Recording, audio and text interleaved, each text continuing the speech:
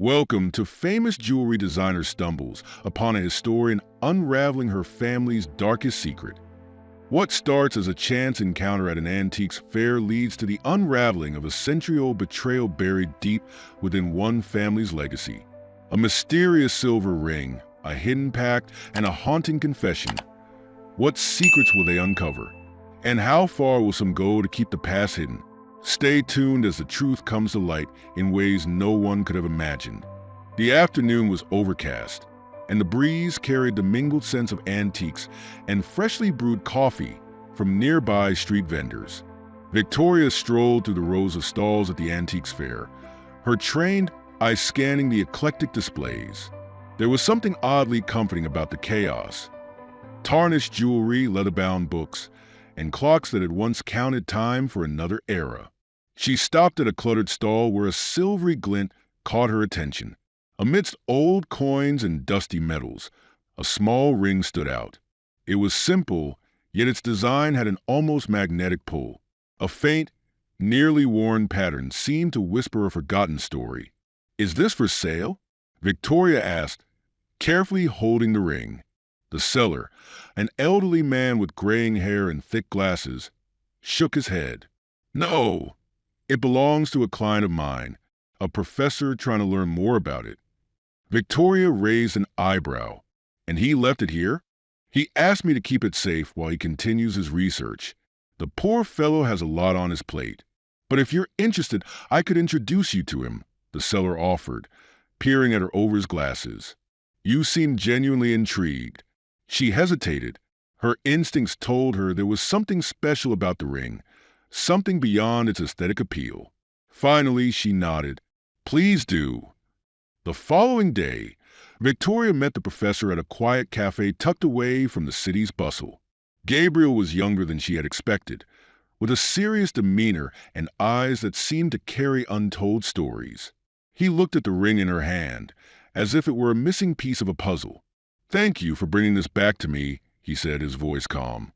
"I don't know what the seller told you, but this ring has a fascinating history." "He mentioned you were researching it," Victoria replied, studying the professor. "What makes it so special?" Gabriel pulled out a notebook and opened it to a page filled with scribbles and dates. "This ring, according to the scarce records I found, was part of an ancient alliance between two families locked in conflict. It's believed to be the key to understanding what truly happened between them." Victoria frowned, intrigued. "And why does that matter?" Gabriel sighed. "Because the official history is fragmented.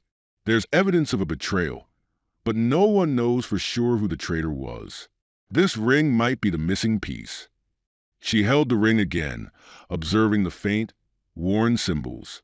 "And how do you plan to prove that?" "That's the problem. The inscriptions are worn down, and there are few concrete leads. That's why I've been working on it alone for so long," Gabriel admitted. Victoria thought for a moment, her designer's mind already forming connections. "Maybe I can help. My work as a designer involves recreating details in antique pieces. I might be able to restore the design and see if something emerges." Gabriel looked at her, surprised. "You do that?" She offered a faint smile. "It feels like this ring found its way to me for a reason." The restoration process began that same evening in Victoria's studio, a spacious and meticulously organized space with shelves lined with tools, gemstones, and sketches of intricate jewelry designs. Under a magnifying glass, the ring's faded patterns came into sharper focus. The craftsmanship was unlike anything she had seen before, not ornate, but deeply deliberate.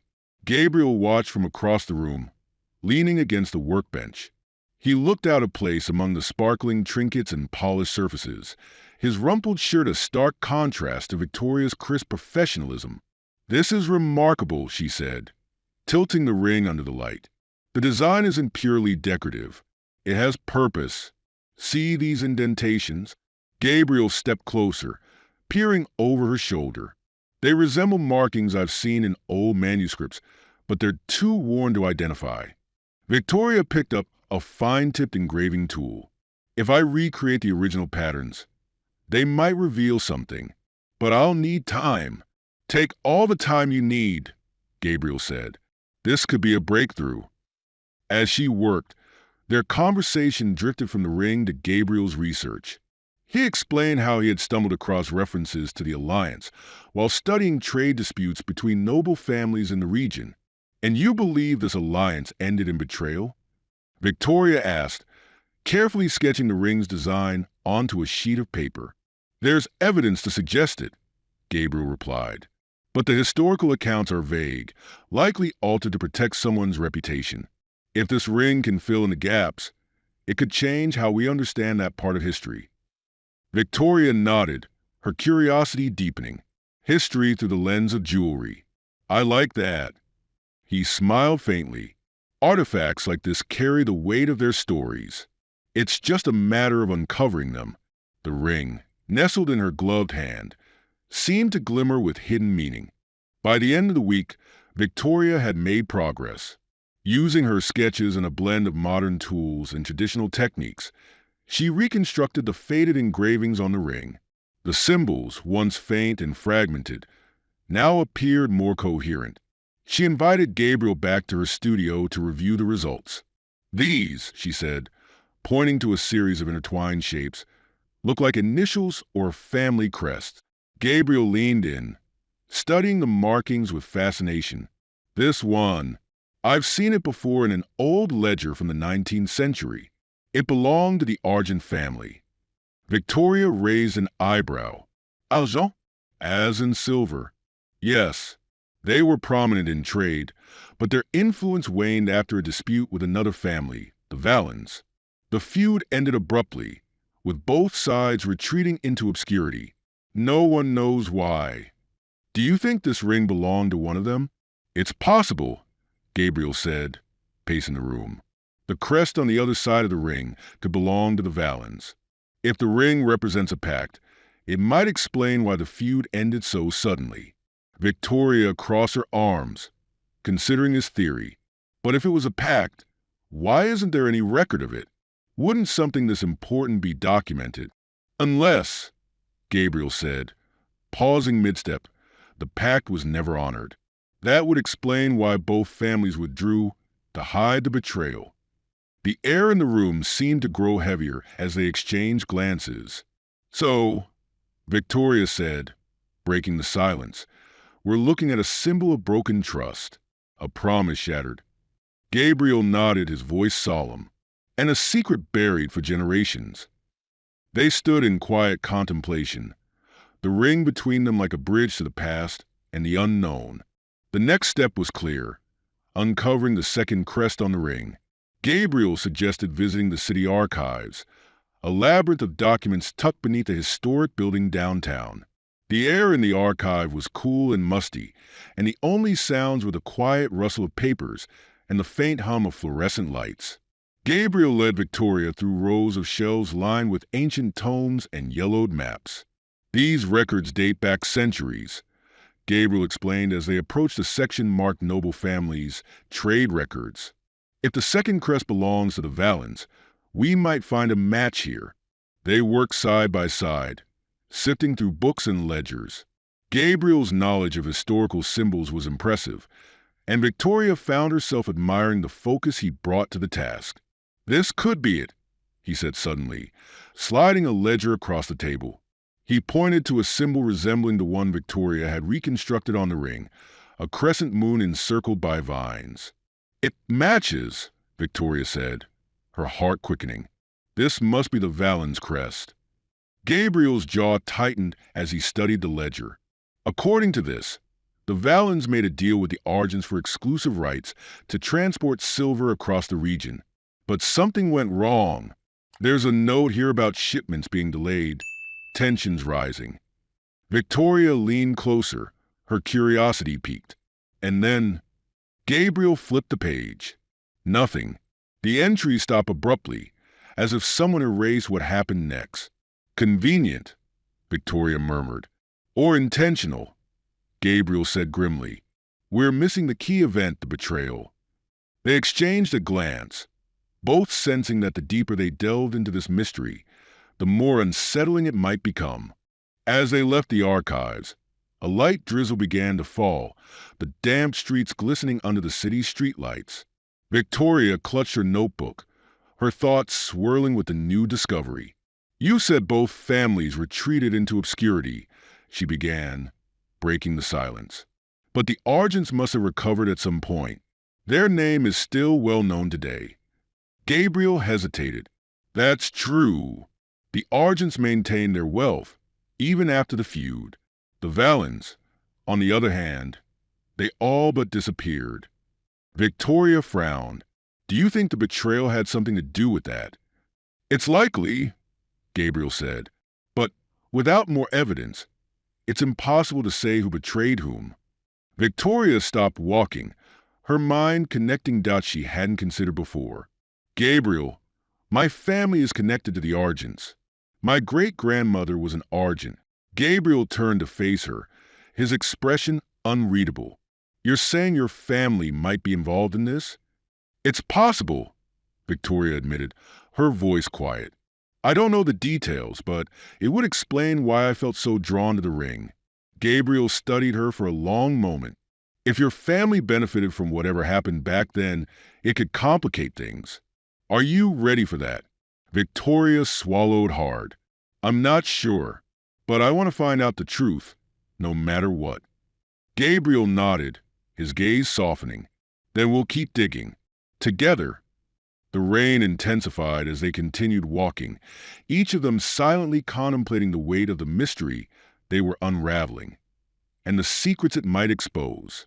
The rain had stopped by morning, leaving the air crisp and cool. Gabriel had called Victoria early, his voice tinged with urgency. "There's a manuscript I need you to see. Meet me at the university." When Victoria arrived at Gabriel's office, she found it cluttered with books and loose papers. Gabriel stood by his desk, flipping through an old leather-bound volume. "This," he said, holding it up, "is a journal from the late 19th century. It belonged to a merchant who worked closely with both the Argent and Valen families." Victoria sat down, her curiosity piqued. "What does it say?" Gabriel opened the journal to a page marked with a ribbon. The merchant describes increasing tensions between the two families over a delayed shipment of silver. He mentions heated negotiations and a promise to resolve the matter peacefully, a promise sealed with a ring. Victoria's stomach tightened. "The ring we're holding?" Gabriel nodded. "It seems likely, but the journal ends abruptly. The last entry mentions a confrontation, but the details are missing." Victoria leaned back in her chair, her mind racing. "So, the ring represents not just a pact, but also the breakdown of that pact. The betrayal." "Exactly," Gabriel said. "And that betrayal might explain why the Valens disappeared while the Argents thrived." A knock on the door interrupted their discussion. A student poked his head in to deliver a message. The university archives were closing early that day. "I'll go review the files while we still have access," Gabriel said. "You can stay here and look over the journal." Victoria nodded, her gaze drifting back to the ring. It seemed to glimmer faintly, as though its secrets were just out of reach. While Gabriel was at the archives, Victoria focused on the journal, combing through its pages for overlooked details. Her designer's eye caught something, a sketch of a ring. It was almost identical to the one they had, but with subtle differences in the engravings. Intrigued, she photocopied the page and placed it next to her notes. The differences between the sketch and the actual ring suggested alterations, likely done by hand. She traced the lines with her fingers, wondering if the modifications held another layer of meaning. When Gabriel returned, his expression was grim. "Find anything?" Victoria asked, sensing his unease. Gabriel tossed his bag onto the desk and sat down heavily. "Yes and no." The archives had a ledger from a Valen-owned trading post. It shows consistent losses after the feud with the Argents. But the records end suddenly, like someone wanted to erase their decline. Victoria frowned. "Erased? By who?" Gabriel shook his head. "That's the question. Someone benefited from the Valens' downfall, and the Argents were the most likely candidates. But without concrete proof, It's just speculation. Victoria slid the journal sketch toward him. Look at this. The design on the ring in the sketch is slightly different from the one we have. Do you think someone altered it? Gabriel studied the sketch, his brows furrowing. If they did, it was deliberate. Changes like these could symbolize something, maybe the betrayal itself. Victoria tapped her pen against the desk. If we can figure out when and why the alterations were made, it might fill in some of the gaps. Gabriel nodded, determination flickering in his eyes. Then we need to find someone who can analyze the craftsmanship and dating of the ring, someone who specializes in this kind of work. And while you do that, Victoria said, I'll keep looking into the argents. If my family is connected to this, I need to know how deep it goes. The room fell silent as they both realized how much was at stake. The ring had led them this far, but the truth it held could change everything, for better or worse. Victoria's family history proved more elusive than she expected. She spent hours poring over old photographs, letters, and journals stored in her late grandmother's attic. Most of it seemed mundane. Notes on family gatherings, receipts from old businesses, and faded invitations to lavish events. But one particular letter caught her attention. It was dated 1893 and addressed to her great-grandmother, Eleanor Argent. The handwriting was delicate, almost hurried, and the contents hinted at strained relations between Eleanor's family and the Valens. The matter of the ring cannot be overlooked, Eleanor. If we're to move past this incident, it must remain our secret. Victoria's pulse quickened. The tone of the letter suggested guilt, or at least a desire to suppress something significant. Was this the betrayal Gabriel had been searching for? She took a photo of the letter and sent it to Gabriel with a short message. Found this in my family archives. It might explain why the Valens disappeared. Call me when you see this. While waiting for his reply, Victoria sat back, staring at the ring on her workbench. It seemed heavier now, as if it carried the weight of a century's worth of secrets. Gabriel didn't wait long to respond. That evening, they met at his office to analyze the letter together. He read the lines aloud, his voice growing more intense with each word. This confirms the Argents had something to hide, he said, placing the letter on his desk. The phrase, "it must remain our secret," is too incriminating to ignore. Victoria crossed her arms. But it doesn't say what they were hiding. It could still be speculation. Gabriel shook his head. Think about the timeline. The letter was written after the feud with the Valens supposedly ended. If the ring was at the center of their conflict, this letter might be referencing that betrayal. Victoria leaned over the desk. But why would my great-grandmother keep this letter? If it was such a dangerous secret, why not destroy it? Gabriel considered this, his fingers drumming lightly on the desk. Maybe she wanted a record, something only she could access, a way to control the narrative if the truth ever surfaced. Victoria's phone buzzed, interrupting their thoughts. It was an email from a gemologist Gabriel had contacted earlier in the week. The analysis of the ring's engravings was complete. It's from the specialist, Victoria said, scanning the email. Her eyes widened. The engravings were altered around the time the letter was written. They're consistent with tools and techniques used in the late 19th century. Gabriel leaned closer. So, the alterations weren't accidental. They were deliberate, likely to cover something up. Victoria nodded, the pieces clicking into place. The Argents altered the ring to hide the original symbols. It's like rewriting history, but in metal instead of words. Gabriel's expression hardened. And now we have proof that someone didn't want the truth to survive. The question is, what are we going to do about it? They sat in silence for a moment, the weight of their discovery pressing down on them. The ring wasn't just an artifact. It was a confession forged in silver.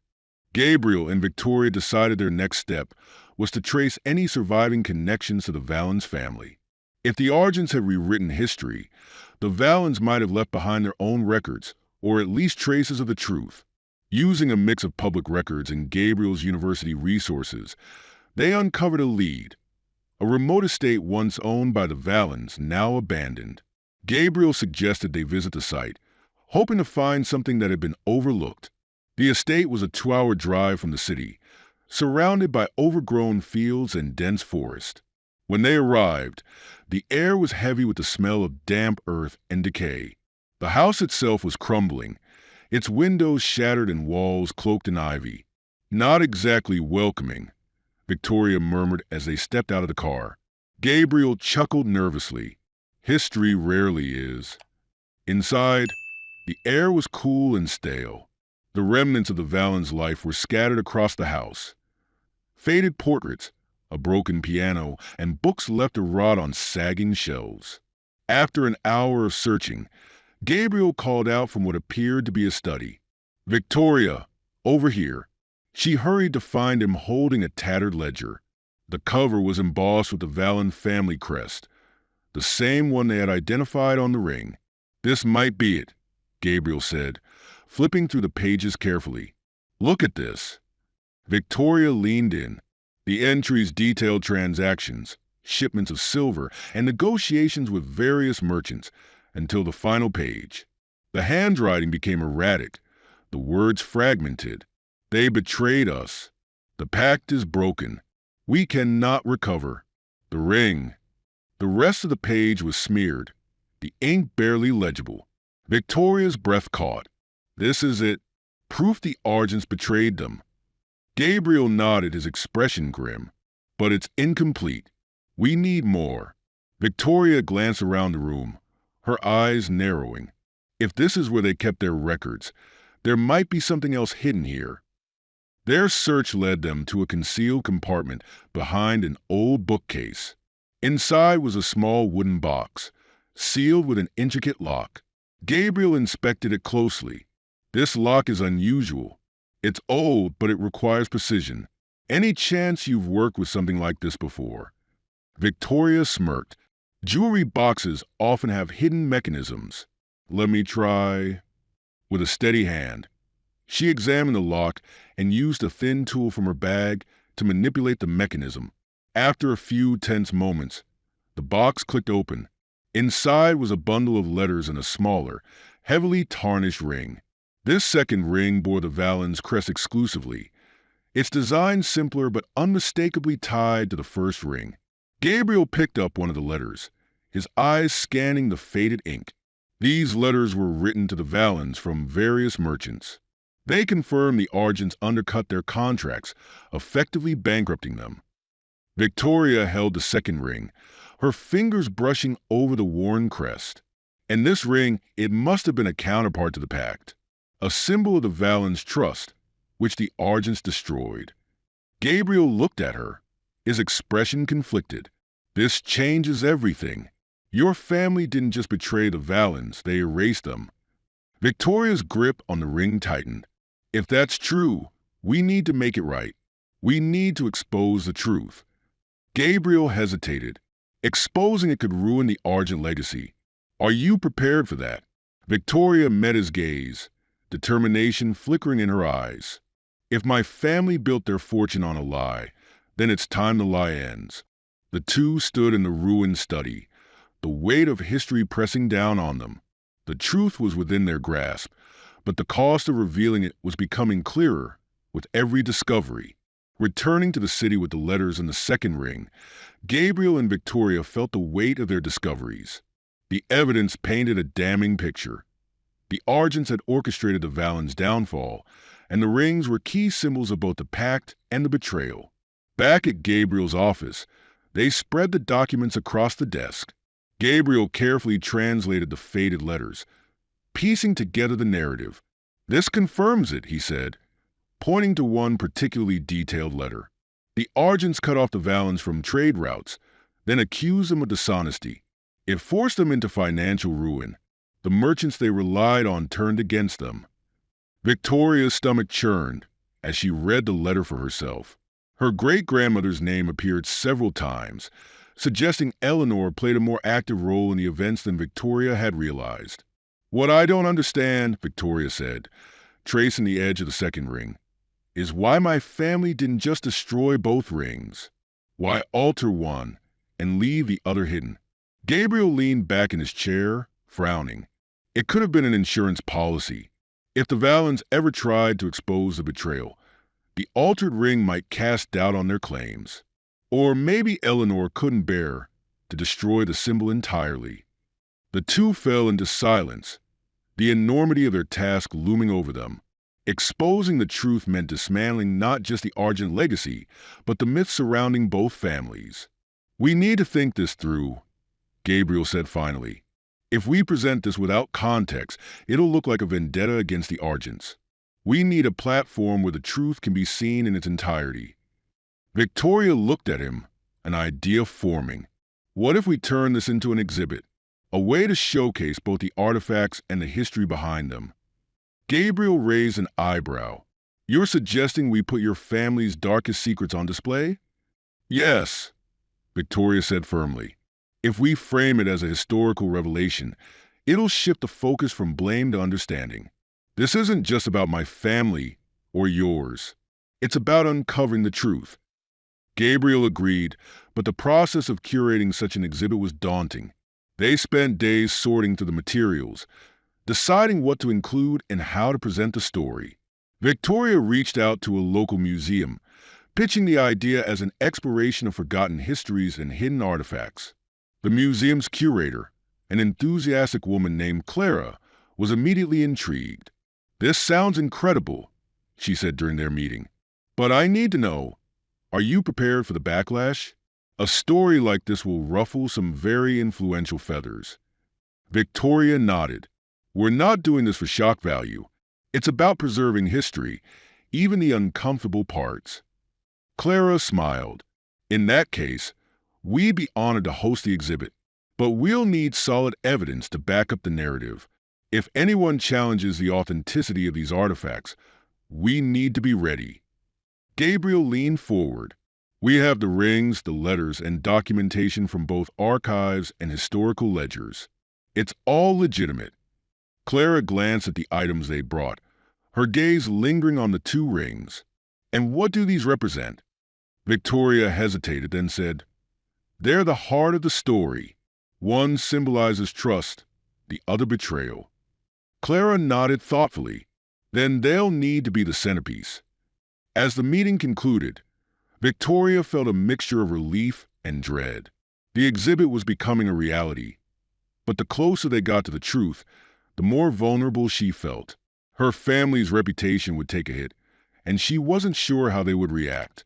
Back at her studio that evening, Victoria stared at the altered ring, its tarnished surface catching the dim light. It had survived for over a century, its secrets intact. But now, those secrets were coming to light, and with them, consequences she could no longer ignore. Word of the exhibit spread quickly, and with it came mounting tension for Victoria. Her family had always prided themselves on their legacy, a symbol of success and resilience. The truth behind that legacy, however, was poised to shatter their carefully crafted image. Victoria's mother, Evelyn, was the first to confront her, over tea in the sprawling Argent estate. Evelyn's tone was sharp, though she tried to maintain composure. "I don't understand why you're doing this, Victoria," she said, setting her teacup down with a clink. "Our family built its reputation on hard work and integrity. Why dredge up something that could tarnish all of that?" "Because it's the truth," Victoria replied evenly. "We can't keep pretending the past doesn't exist." Evelyn's eyes narrowed. "And what will this accomplish? Ruining the Argent name? Shaming your ancestors?" "It's not about shame," Victoria said, her voice rising. "It's about accountability. The Valens were destroyed and our family benefited from it. Don't you think they deserve their story to be told?" Evelyn was silent for a long moment, then sighed. "You're too much like your great-grandmother. She was stubborn, too, convinced she was always doing the right thing." "That stubbornness is why we're here," Victoria said softly. "I'm not trying to destroy our family, but I won't hide from the truth either." Evelyn rose, her movements deliberate. "Just remember, Victoria, actions have consequences. I hope you're ready for them." As her mother left the room, Victoria felt the weight of her decision pressing down on her. There was no turning back now. Meanwhile, Gabriel was busy finalizing the exhibit's narrative with Clara at the museum. The artifacts, the rings, the letters, and the ledger, were carefully displayed alongside detailed descriptions of the events they represented. This layout tells the story chronologically, Clara explained as they walked through the exhibit space. We'll start with the pact between the Argents and Valens, then move into the betrayal and its aftermath. Gabriel nodded, but his focus was on the centerpiece, the two rings displayed side by side under a glass case. The lighting emphasized their differences, one pristine and altered, the other tarnished but unmodified. They're powerful symbols, Clara said, following his gaze. You can feel the history in them. Symbols of trust and betrayal, Gabriel said quietly. They represent more than just a feud. They're a reminder of how fragile alliances can be. As the preparations continued, Gabriel couldn't shake a feeling of unease. The exhibit was drawing attention, and not all of it was positive. Rumors of the Argents' displeasure with the project were spreading, and Gabriel worried that their influence might interfere with the exhibit's success. Later that evening, as Gabriel reviewed his notes in his office, he received an unexpected visit. A sharply dressed man introduced himself as an attorney representing the Argent family. The Argents have concerns about the narrative you're presenting, the man said, his tone measured. They believe it could misrepresent their history and damage their reputation. Gabriel leaned back in his chair, his expression calm. The narrative is based on verified evidence. We're not speculating or fabricating anything. Even so, the attorney continued, the family would prefer this story remain private. They're prepared to make you a generous offer to withdraw the exhibit. Gabriel's jaw tightened. This isn't about money. It's about the truth. The attorney's smile didn't reach his eyes. Truth can be complicated. I urge you to reconsider. As the man left, Gabriel felt a surge of determination. The Argents were trying to silence him, but he wouldn't let them. The truth would be told, no matter the cost. Gabriel wasted no time informing Victoria about the Argent attorney's visit. They met at her studio late that evening, where the tension in the air was almost palpable. "They're trying to buy you off?" Victoria asked, pacing across the room. Gabriel nodded, leaning against her workbench. "It's a clear attempt to shut us down before the exhibit goes public." Victoria stopped, her arms crossed tightly.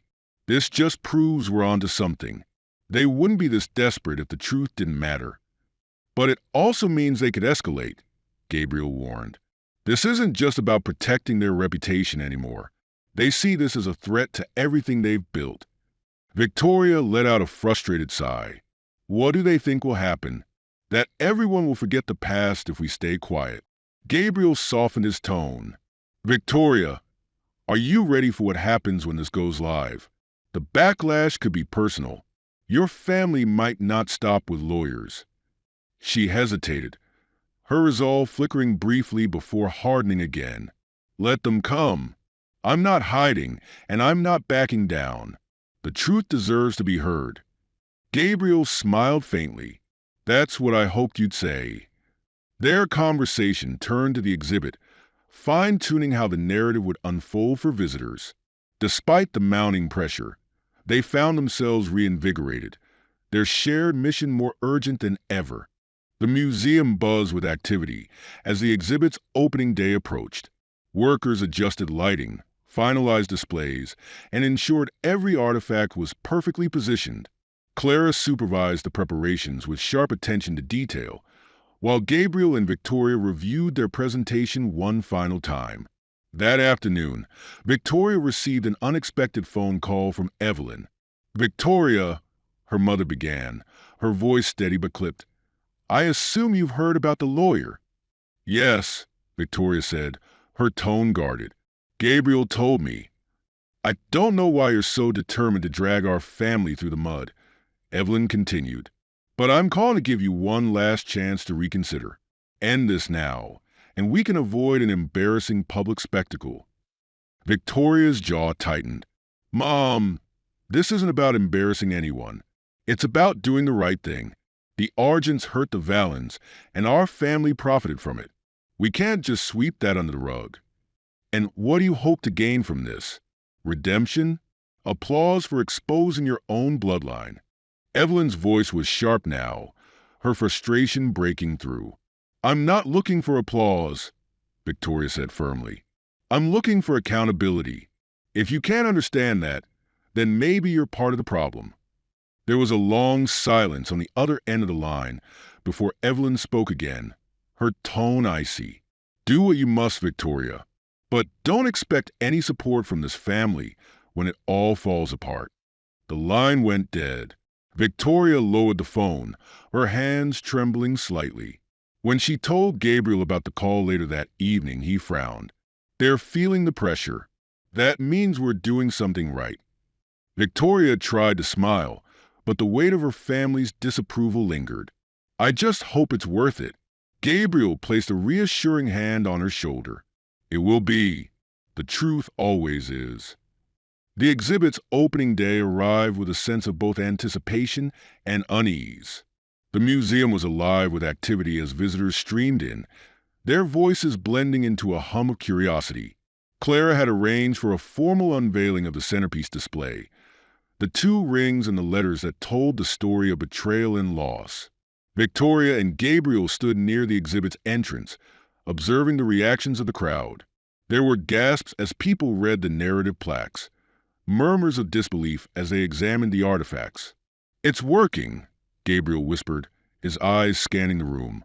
Victoria nodded, though her heart was racing.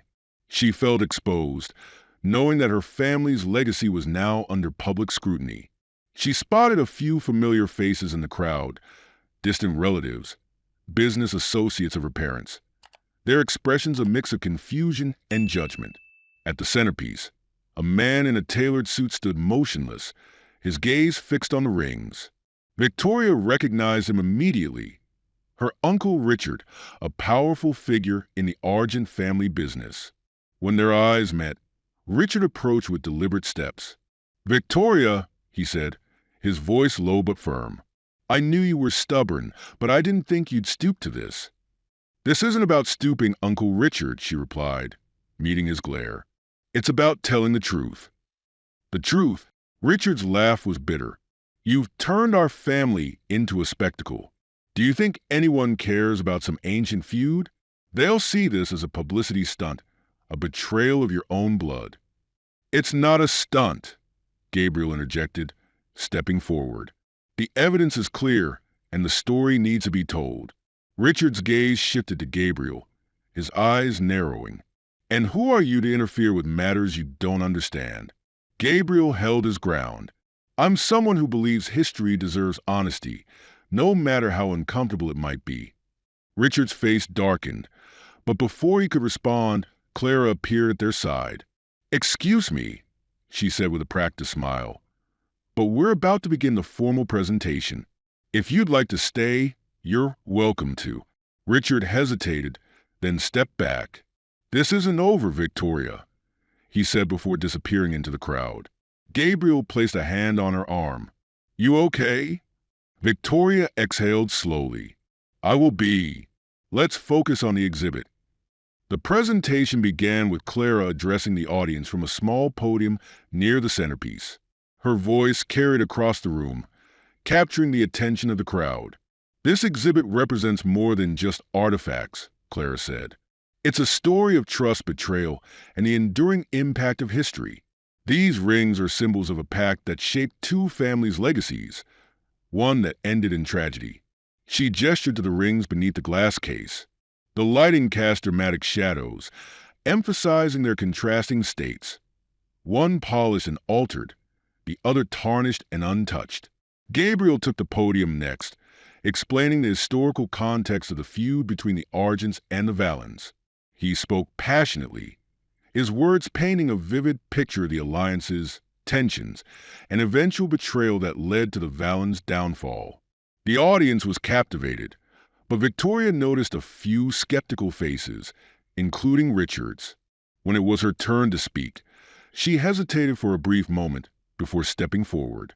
I'm Victoria Argent, she began, her voice steady despite the lump in her throat. And for years, I believe my family's legacy was one of honor and success. But what I've learned through this journey has forced me to confront a painful truth. She gestured to the rings. These artifacts reveal a story that was hidden for generations, a story of betrayal that allowed one family to rise while another was destroyed. My great-grandmother was part of that betrayal, and as her descendant, I feel it's my responsibility to acknowledge what happened and ensure it's never forgotten. There was a ripple of murmurs through the crowd. Some faces softened with understanding, while others remained skeptical. Victoria took a deep breath. History isn't always easy to confront, but if we want to move forward, we have to be honest about the past. When she stepped down, Gabriel gave her an encouraging nod. The applause that followed wasn't thunderous, but it was sincere. As the event wound down, Victoria felt a flicker of hope. The truth was out there now, and no amount of backlash could take it back. The evening after the exhibit's opening was quieter than Victoria expected. She returned to her studio, emotionally drained but feeling a strange sense of accomplishment. Gabriel joined her shortly after, bringing takeout and a bottle of wine. "You did well today," he said, placing the food on the table. "You stood your ground." Victoria gave a faint smile. "It didn't feel like it. Half the room looked ready to tear me apart." "That's because the truth makes people uncomfortable," Gabriel replied. "But you didn't back down, and that matters." They sat together, eating in companionable silence. The tension of the day slowly ebbed away, replaced by a quiet resolve. Gabriel was reviewing notes for a follow-up lecture he'd been invited to give about the exhibit when Victoria's phone buzzed. The message was from an unknown number. "You've made a mistake. Stop this before it goes too far." Victoria's stomach tightened as she handed the phone to Gabriel. "Another threat," she said. Gabriel frowned, his jaw tightening. "This is getting serious. We need to be careful." "Careful won't stop them," Victoria said, her voice firm. "They're trying to intimidate us, but we've already come this far. I'm not stopping now." Gabriel nodded, though his concern was clear. "We'll keep going, but we'll also be smart about this." That night, Victoria double-checked the locks on her studio door. As she lay awake in bed, staring at the ceiling, the message replayed in her mind. She wasn't afraid of uncovering the truth, but she was beginning to understand how far some people would go to keep it buried. The threats escalated over the next few days. An anonymous letter was delivered to the museum, demanding the removal of the exhibit. Gabriel's university received complaints questioning his credibility, and Victoria's studio phone rang constantly with anonymous calls. Despite the growing pressure, the exhibit remained open, drawing larger crowds each day. Public interest in the story was undeniable, and news outlets began covering the feud between the Argents and the Valens. One afternoon, Victoria received an unexpected visitor at her studio. It was Evelyn, her expression unreadable as she stepped inside. "You've stirred up quite the storm," Evelyn said, glancing around the room. "I'm surprised you're here," Victoria replied, crossing her arms. "I thought you didn't want to be involved." Evelyn sighed, lowering herself onto a chair. "I don't, but the family is losing patience. Richard is furious, and others are starting to worry about the fallout. They want this to end." "I'm not ending it," Victoria said firmly. "The truth is already out there." "And what about the consequences?" Evelyn asked, her tone sharp. "Do you think they'll stop with threats?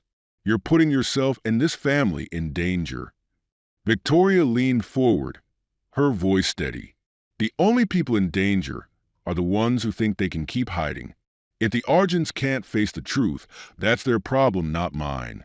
Evelyn studied her daughter for a long moment, then sighed again. "You're more like Eleanor than I ever wanted to admit. She never backed down either, even when it cost her everything." Victoria blinked, surprised. "What are you talking about?" Evelyn hesitated, then reached into her purse, pulling out a small envelope. "This was Eleanor's. She left it for my mother, but it was never opened. Maybe it's time you saw it." Victoria took the envelope, her fingers trembling slightly. She waited until Evelyn left before opening it. Inside was a letter, written in Eleanor's elegant handwriting. To the one who finds this, know that I did what I thought was necessary, though I regret it every day. The ring is a symbol of our failure to honor a promise, and it has haunted me ever since. If there's any justice, let the truth come to light, even if it's too late for redemption. Victoria sat back, her heart pounding. Eleanor's words were a confession, a plea, and a warning all at once. The stakes had never felt higher. The letter from Eleanor played on Victoria's mind all night. Her great-grandmother's confession added a new layer of complexity to the story. Eleanor hadn't just been complicit in the betrayal. She had carried the weight of it for the rest of her life. The next morning, Victoria showed the letter to Gabriel at the museum. "This changes things," Gabriel said, reading the words carefully. "It's not just evidence. It's a personal account, a window into Eleanor's regret. But will it make a difference?" Victoria asked, pacing the room. "To people like Richard, this is just an old letter. They'll dismiss it as irrelevant." "It's not irrelevant," Gabriel said firmly. "This is exactly the kind of evidence we need to show that the betrayal wasn't just a business move. It was deeply personal, and it haunted Eleanor." Victoria stopped pacing, her expression softening. "It's strange. I always saw Eleanor as this untouchable figure, someone perfect and unshakable. But now, I see how human she was." Gabriel placed the letter carefully in a file. That humanity is what will resonate with people. It makes the story real. They decided to update the exhibit, adding the letter to the display alongside the rings and the other documents. It would be the final piece of the puzzle, tying the story together with Eleanor's own voice. As the letter was added to the exhibit, public interest surged. Visitors flocked to see the new centerpiece, and discussions about the Argents and Valens began dominating social media and local news. The reactions were mixed. Some praised Victoria and Gabriel for bringing the story to light, while others criticized them for tarnishing the Argent name. One evening, as Victoria was leaving the museum, she noticed a man loitering near her car. His face was obscured by a baseball cap, and his posture was tense. "Can I help you?" Victoria called out, her keys clenched tightly in her hand. The man turned, revealing himself as Richard. "We need to talk," he said, his voice calm but edged with warning. Victoria hesitated, then approached cautiously. "What do you want, Richard?" "I want you to understand what you're doing," he said. "You think you're exposing the truth, but all you're doing is destroying our family's legacy. Is that what you want?" "Our legacy was built on lies," Victoria replied. "If it can't survive the truth, then maybe it doesn't deserve to." Richard stepped closer, his expression darkening. "You're playing a dangerous game. Do you really think this exhibit will change anything? People will forget it in a month, but the damage to our family will last forever." "I'm not doing this to hurt anyone," Victoria said, her voice steady. "I'm doing it because it's the right thing to do." Richard stared at her for a long moment, then shook his head. "You're making a mistake. Don't say I didn't warn you." As he walked away, Victoria felt a shiver run down her spine. The conversation had left her shaken, but it also reinforced her resolve. No matter the threats, she wouldn't back down. The morning after her encounter with Richard, Victoria received a call from Clara at the museum. "Victoria," Clara began, her voice tinged with urgency. "We've had a break-in." Victoria's heart sank. "What? Is everything okay? What was taken?" "I think you should come here," Clara said. "It's easier to explain in person." Victoria arrived at the museum within the hour, finding Gabriel and Clara already inspecting the damage. The centerpiece display, which held the 2 rings in Eleanor's letter, had been smashed. "The rings are gone," Clara said, her face pale. "And so is the letter." Victoria stared at the empty case, her stomach twisting. "This wasn't random," she said, her voice shaking. "Someone wanted to erase the story." Gabriel nodded grimly. "It's too much of a coincidence, especially after the threats you've been getting." "They're trying to silence us," Victoria said, her hands clenching into fists. "But this won't stop me. We still have the photographs, the copies of the letters, and the documentation. They can't destroy everything." Klarsight. That's true, but the originals gave the story weight. Without them, people might question the legitimacy of the evidence. Gabriel placed a hand on Victoria's shoulder. "We'll rebuild the display. We'll make it stronger. They may have taken the artifacts, but they haven't taken the truth." Victoria nodded, her resolve hardening. "Then let's make sure they never forget it." Despite the break-in, Victoria and Gabriel refused to back down. They spent the next few days reconstructing the exhibit. Photographs of the rings were enlarged and displayed alongside copies of Eleanor's letter. The narrative plaques were updated to include the theft, framing it as a continuation of the attempt to suppress the truth. The response was overwhelming. Visitors poured into the museum, drawn by the intrigue of the stolen artifacts. The theft, ironically, had only amplified interest in the story, but the tension continued to build behind the scenes. Victoria received another anonymous message, this time more explicit. "Drop the exhibit, or next time it won't just be the artifacts."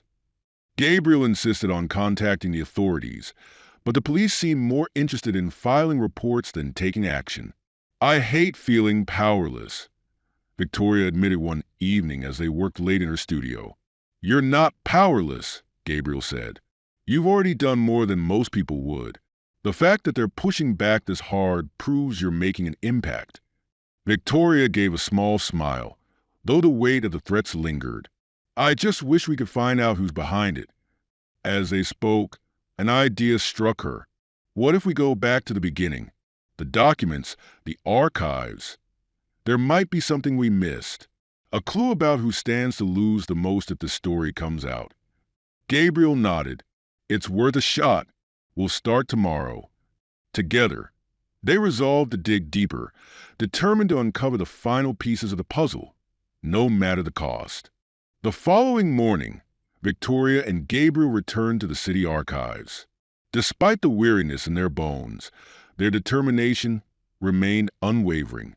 If someone had gone to such lengths to steal the artifacts, it meant the answers they sought were even closer than they had imagined. The familiar smell of aged paper and the soft hum of fluorescent lights greeted them as they settled into a quiet corner with stacks of ledgers and documents.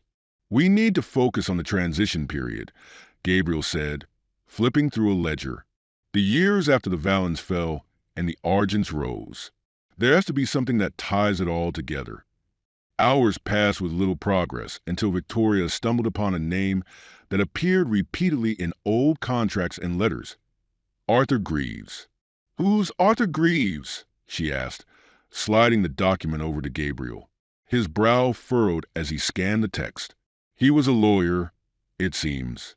Worked closely with both families before the feud escalated. After the Valens collapse, he became a key figure in managing the Argents contracts. Victoria tapped the paper thoughtfully. If he handled the transition, he might have been involved in covering things up. Gabriel nodded. "We need to find out more about him. He could be the missing link." They cross-referenced his name with other documents, finding mentions of his role in negotiating trade deals, overseeing legal disputes, and even holding the original deed to the Valen estate. Arthur Greaves wasn't just a lawyer, Gabriel said. He was a fixer. He tied up loose ends for the Argents after the betrayal. "And someone in my family probably knows exactly what he did," Victoria said grimly. "They've been trying to keep his work buried." Their search led them to an unexpected discovery, a personal journal belonging to Arthur Greaves, preserved in the archives. The journal's entries were meticulous, detailing his involvement with both families. Victoria and Gabriel took turns reading the passages aloud. The Valens were desperate, but their pleas fell on deaf ears. Eleanor insisted that the pact was no longer valid. She saw the opportunity to secure her family's future and acted decisively. Victoria winced at the words, the weight of Eleanor's choices pressing down on her. Another entry revealed more. The ring remains a contentious point. Eleanor believes its alterations will erase the Valens' claim, but I have my doubts. Symbols carry weight beyond their physical form. Gabriel looked up from the journal. Arthur didn't fully agree with Eleanor's methods. He went along with it, but he understood the gravity of what they were doing. Maybe that's why he kept this journal, Victoria said. A way to preserve the truth, even if he couldn't act on it. The final entries grew more cryptic. Arthur mentioned receiving threats and feeling the need to protect himself. If anything happens to me, the truth lies in the second ring. Victoria's heart skipped a beat. The second ring, the one they stole. He must have hidden something in it. Gabriel's mind raced. If that's true, whoever took the ring knows exactly what they're looking for, and they might not stop until they find it. Victoria set the journal down, her resolve solidifying. Then we need to find it first. Victoria and Gabriel worked through the night, piecing together clues from Arthur Greaves's journal. The mention of the second ring containing the truth left them with more questions than answers.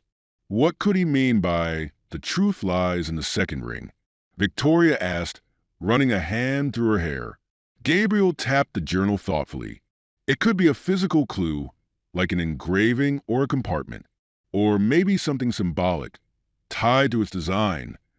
Victoria leaned back, her eyes narrowing. But if someone stole it, they might already be trying to find out what it holds. We need to figure it out before they do. Gabriel nodded. We should start with the jeweler who analyzed the first ring. If anyone can help us understand the second ring's potential secrets, it's her.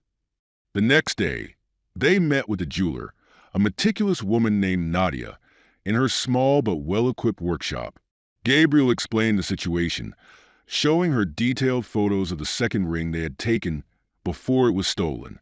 This is a fascinating piece, Nadia said, examining the photos under a magnifying lens. The craftsmanship is exquisite, but the design is unusual. These indentations here, she pointed to a series of tiny markings, could indicate a hidden mechanism. Victoria leaned closer. You mean the ring might open or reveal something? Possibly, Nadia said. It's not uncommon for rings from this era to have hidden compartments for messages or small objects. If the second ring was made to complement the first, it could hold something crucial. Gabriel frowned. But how do we find out if we don't have the ring? Nadia set the photo down, her expression serious. You'll need to act quickly. Whoever stole it likely knows what they're looking for. If they figure out how to open it, they could destroy whatever's inside. Victoria felt a chill run down her spine. Then we need to find the ring fast. As they left Nadia's workshop, Gabriel's phone buzzed. It was Clara from the museum. You need to get here, Clara said, her voice shaky. Someone left a package for you. It looks suspicious. Victoria and Gabriel rushed to the museum, where Clara led them to her office. On her desk sat a small box wrapped in plain brown paper, addressed to Victoria in bold, blocky handwriting. You didn't open it? Gabriel asked. Clara shook her head. I thought it might be dangerous. Victoria examined the box, her nerves on edge. Carefully, she unwrapped it, revealing a velvet pouch inside. When she opened the pouch, her breath caught. The second ring tumbled into her hand, tarnished but intact. How? Gabriel began, but Victoria cut him off. There's a note, she said, unfolding a small piece of paper that had been tucked into the pouch. The message was short. If you value the truth, handle it wisely. Some secrets should stay buried. Gabriel looked over her shoulder. Whoever sent this knows what the ring holds. But why give it back? Victoria turned the ring over in her hands, her fingers brushing over the indentations Nadia had mentioned. Maybe they couldn't figure it out. Or maybe they're trying to scare us. Clara crossed her arms, her expression grim. Either way, you need to be careful. This feels like a warning. Victoria slipped the ring into her pocket, her resolve hardening. Warning or not, we're finding out what this ring is hiding. That evening, back at her studio, Victoria and Gabriel worked carefully with the ring. Using tools Nadia had recommended, they explored the tiny indentations, searching for a mechanism. After hours of trial and error, Victoria felt a faint click. The top of the ring shifted, revealing a small compartment. Inside was a tightly folded piece of paper. Gabriel carefully unfolded it, his hands trembling slightly. The paper was yellow with age but legible. It was a deed, transferring ownership of the Vallon estate to Eleanor Argent, dated 2 months after the alleged betrayal. "This proves it," Gabriel said, his voice low. "The Argents didn't just ruin the Vallons.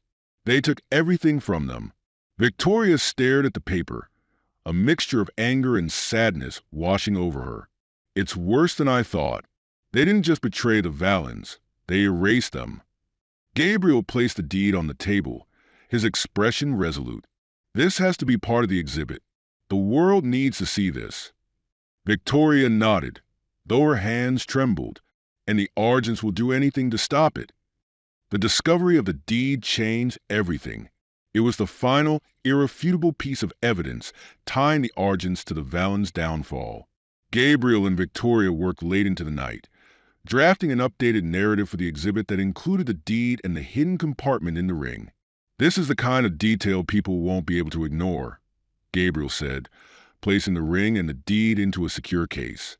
"It shows deliberate intent, not just an accidental betrayal."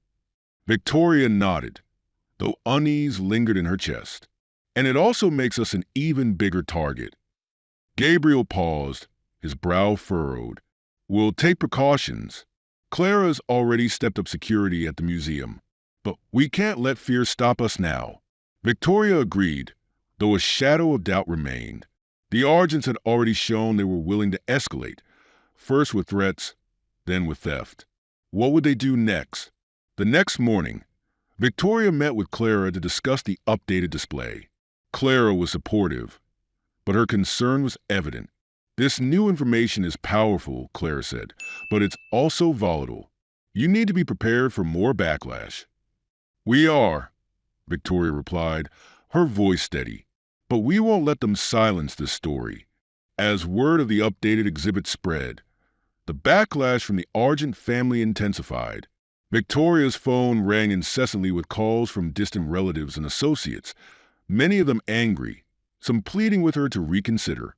One afternoon, Richard showed up unannounced at Victoria's studio.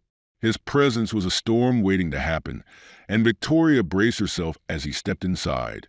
"You've gone too far," Richard said without preamble, his voice low and tense. "That deed should have stayed buried." "Why?" Victoria countered, folding her arms. "Because it proves what the Argents did to the Vallons. Because it exposes the truth." Richard's eyes flashed with anger. "Because it will destroy this family. Do you even understand the consequences of what you're doing? The Argent's name is tied to businesses, charities, and institutions. You'll tear it all down. If the foundation is built on lies, maybe it deserves to fall," Victoria said, her voice unwavering. Richard stepped closer, his tone sharp. "You think this is noble? You're just a child playing with fire. When this blows up in your face, don't come crying to me." He turned to leave but stopped at the door. "You're making enemies, Victoria. Dangerous ones. Be careful you don't get burned." As the door slammed behind him, Victoria stood frozen, her heart pounding. She knew Richard's words were meant to intimidate her, but they only strengthened her resolve. When Gabriel arrived later that evening, she recounted the confrontation. "He's desperate," Gabriel said. "He knows they can't refute the evidence, so they're resorting to threats." Victoria nodded, though Richard's words lingered in her mind. "We need to stay ahead of them. If they're willing to go this far, there's no telling what they'll do next." "Then we'll keep pushing," Gabriel said, his voice steady. "The truth is worth it." Victoria looked at him, gratitude and determination mingling in her gaze. Together, they prepared to unveil the final phase of the exhibit, knowing it would be their most significant and dangerous step yet. The tension surrounding the exhibit reached a boiling point as the updated display was unveiled to the public. The museum was packed with visitors, journalists, and historians, all eager to see the new evidence. Gabriel stood at the podium, addressing the audience with calm conviction. This discovery isn't just about uncovering a forgotten history, Gabriel said. It's about confronting the choices our ancestors made and understanding how those choices shape the present. Victoria watched from the crowd, her nerves taut. The deed and the second ring were displayed under heavy security, flanked by museum staff and reinforced glass. Clara had spared no expense to ensure the artifacts would remain safe. As Gabriel concluded his speech, Victoria stepped up to join him. The room fell silent as she addressed the audience. "My family's legacy has always been one of wealth and success," Victoria began. "But today, I stand before you to acknowledge that legacy's cost. The evidence you see here tells a story of betrayal, one that allowed the Argents to rise while the Valens were erased. It's a painful truth, but it's one that needs to be told." The crowd erupted in murmurs, some nodding in agreement, others clearly skeptical. One journalist raised a hand. "Ms. Argent, how do you respond to accusations that this exhibit is tarnishing your family's reputation?" Victoria met the question head-on. "The truth doesn't tarnish, it illuminates. My family's reputation shouldn't be built on lies. If the story damages our image, then so be it. I'd rather face the truth than live in ignorance." The room buzzed with activity as photographers snapped pictures and reporters scribbled notes. But as the event continued, a sense of unease settled over Victoria. That evening, as the museum staff packed up after the event, Victoria and Gabriel lingered to review the day's success. "It went better than I expected," Gabriel said, sorting through a stack of notes. "People are talking. That's what we wanted." Victoria nodded, though her expression remained pensive. "But Richard's threats aren't empty. He won't stop until he gets what he wants." As they prepared to leave, Clara entered the room, her face pale. "We have a problem," she said, holding out her phone. The screen displayed a news article. "Exhibit sabotaged? Argent family denounces claims as fraudulent." Gabriel frowned, scanning the text. "They're accusing us of fabricating the evidence." "It's Richard," Victoria said, her voice cold. "He's trying to discredit everything." The article claimed the artifacts were forgeries, planted to tarnish the Argent name. An unnamed source had alleged that the rings and documents were modern recreations, designed to create controversy. "This is dangerous," Clara said. "If people believe this, it could undermine everything we've worked for." Gabriel placed a hand on Victoria's shoulder. "We have the original records and analysis. We can prove the authenticity." Victoria nodded, her mind racing. "Then we need to act fast. If Richard wants a fight, we'll give him one. The truth is on our side." As the three of them strategized their next move, Victoria felt a mix of fear and determination. The battle for the truth had become a public war, and there was no turning back now. The fallout from the article, accusing the exhibit of fraud, rippled through the city. Victoria woke the next morning to find her phone inundated with messages, ranging from supportive texts to accusatory emails. The museum's social media pages were flooded with comments, some praising their courage, others calling for the exhibit's removal. Gabriel arrived at Victoria's studio, visibly tense but determined. "We need to address this immediately," he said, setting his laptop on the table. "If we wait too long, the narrative will spiral out of control." Victoria nodded. "We'll hold a press conference. We'll show the evidence, the analysis, the journal, the archives. Let's make it impossible for them to deny the truth." Within hours, they had arranged a formal event at the museum. Clara stood by their side, ensuring every detail was prepared. The media arrived in droves, cameras flashing as Victoria and Gabriel stepped onto the stage. Gabriel began, his voice steady despite the weight of the accusations. "The artifacts in this exhibit have been authenticated by independent experts. The accusations of forgery are baseless and an attempt to discredit our work." He handed the microphone to Victoria, who held up a binder filled with documentation. "This contains detailed records of the artifact's provenance," she said. "The rings, the letters, the deed, All of it has been verified by historians, jewelers, and archivists.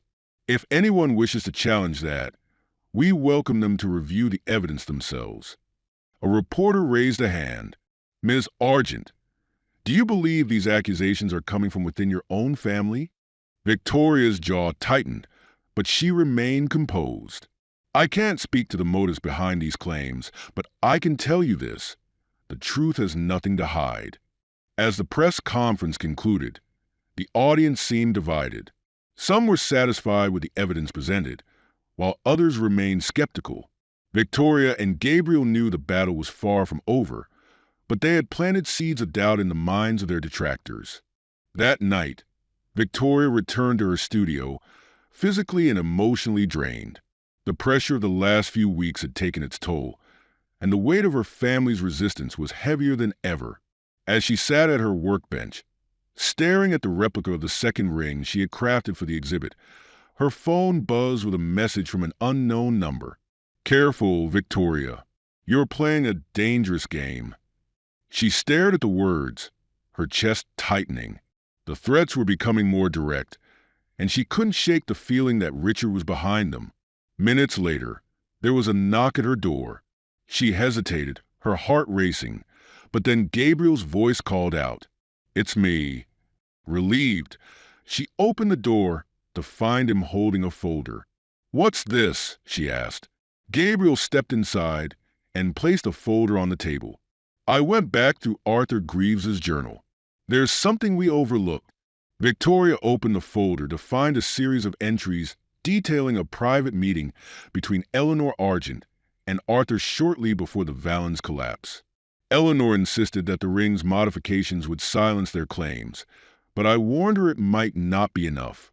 She seemed conflicted. It's as though she knew the cost of her actions, but was unwilling to turn back. Victoria frowned, rereading the passage. She regretted it even then. Gabriel nodded. This journal doesn't just tell the story of betrayal. It shows that Eleanor was torn between protecting her family and doing the right thing. If we include this in the exhibit, it could change how people view her and the Argents. Victoria's gaze softened. Maybe that's what she wanted, for someone to understand the choices she made, even if they were wrong. Gabriel placed a hand on her shoulder. This isn't just a story of betrayal anymore. It's a story of humanity, mistakes, and redemption. Victoria took a deep breath, her determination renewed. Then we'll tell it. All of it. The updated exhibit, now featuring excerpts from Arthur Greaves's journal, reopened to an even larger crowd. The narrative shifted subtly, framing Eleanor Argent not just as a perpetrator of betrayal, but as a complex figure torn by her decisions. Visitors crowded around the journal, its delicate pages displayed under glass alongside the two rings. A new plaque highlighted Eleanor's regrets, quoting Greaves's account of her internal conflict. "It's working," Clara whispered to Gabriel as they observed the crowd. "People are starting to see the humanity in the story." Victoria stood nearby, her arms crossed as she listened to the murmurs of the audience. Some voices expressed sympathy for Eleanor. Others condemned her actions outright. But the truth was undeniable, and the exhibit's impact was deepening. Then, amid the crowd, Victoria spotted Richard. His expression was hard to read, but his presence alone unsettled her. He lingered near the journal display, his gaze fixed on the plaque detailing Eleanor's regret. After a moment, he approached her. "You think this redeems her?" Richard asked, his tone sharp but quieter than before. "It's not about redemption," Victoria replied. "It's about understanding her choices and the consequences they had." Richard shook his head. "You're tearing this family apart. Is that what you want?" Victoria met his gaze evenly. "I'm trying to make us honest. If that tears us apart, maybe we deserve it." Richard's jaw tightened, but he said nothing more.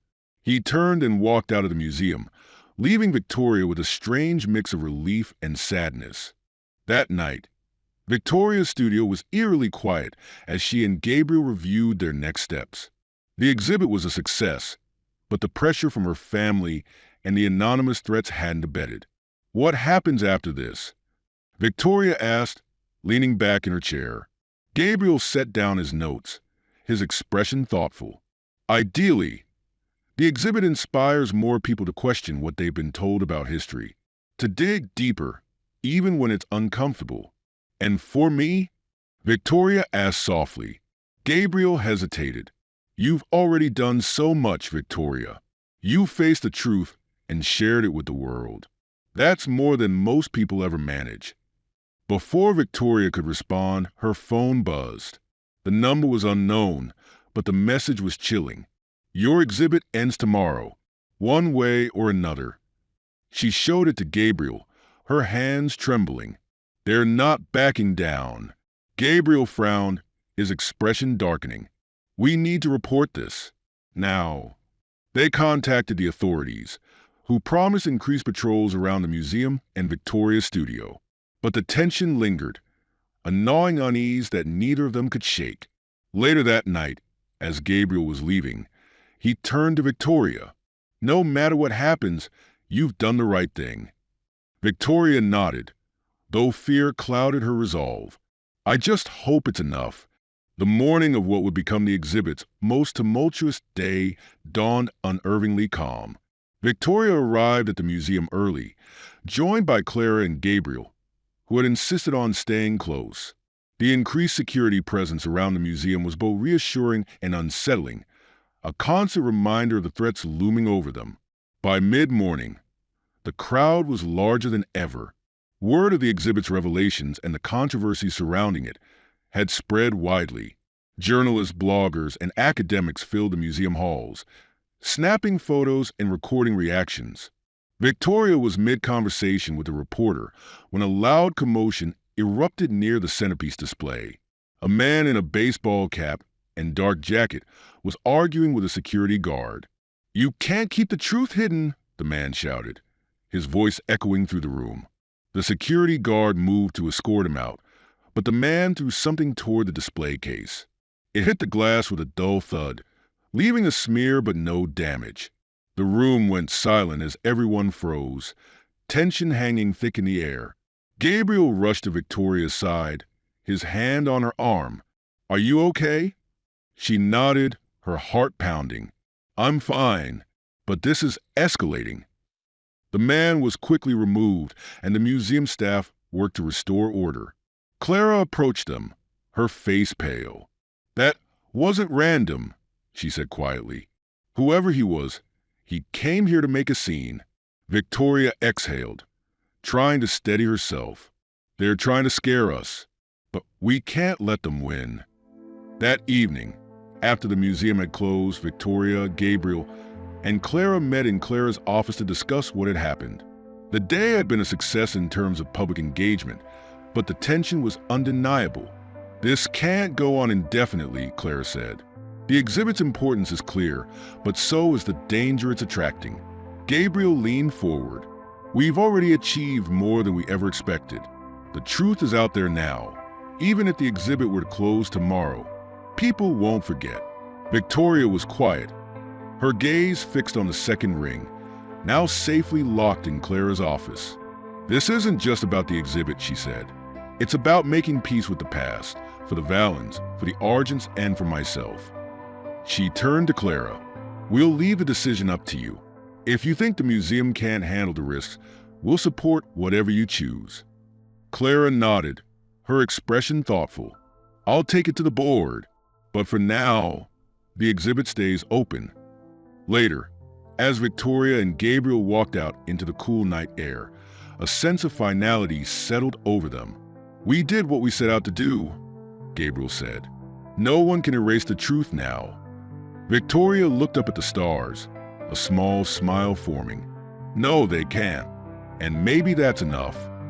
Though she knew the battle wasn't entirely over, Victoria felt lighter. The legacy she had once feared was now something she could face with clarity and strength. As she and Gabriel parted ways for the evening, she carried with her a sense of quiet triumph and the knowledge that the truth had finally been set free. Enjoyed the story? Don't forget to subscribe and hit the like button. Share your thoughts in the comments and turn on notifications so you don't miss our next thrilling episode. See you in our next video. Take care.